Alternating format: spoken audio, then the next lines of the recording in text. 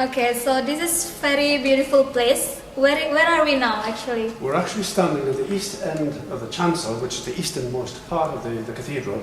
The chancel houses the choir stalls, and what the area we're standing in now is called the sanctuary. Okay. Behind us here is one of the focal points of the cathedral. It's the high altar. We have two altars. We have the nave altar, which is further down the cathedral to the west, and we've got this high altar.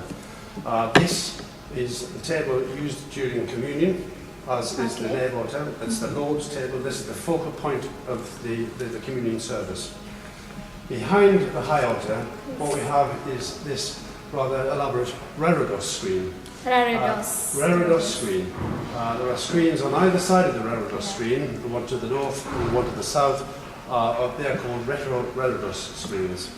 The reredos screens also have niches in which there are seats called sedilia.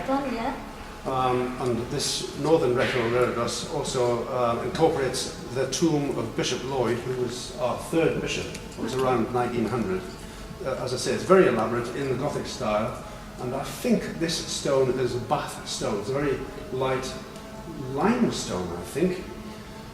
The stone used in the reredos itself is alabaster. Uttoxeter alabaster. Uttoxeter is a place in Staffordshire in England.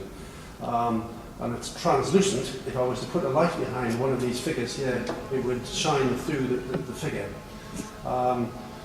This is covered in Christian symbology and saints and angels. There's a row of angels along the bottom here. We have above them the four Gospels, Matthew, Mark, Luke and John, each with their personal symbol. Luke, for instance, there's a bull. You can see the bull's horns there.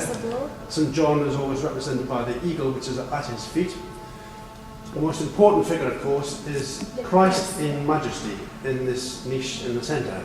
And he's holding up his right hand in blessing, and in his left hand he's holding an orb, which is basically a ball, which represents the earth, and thereby representing Christ's dominion over the earth. You can see he's wearing a crown.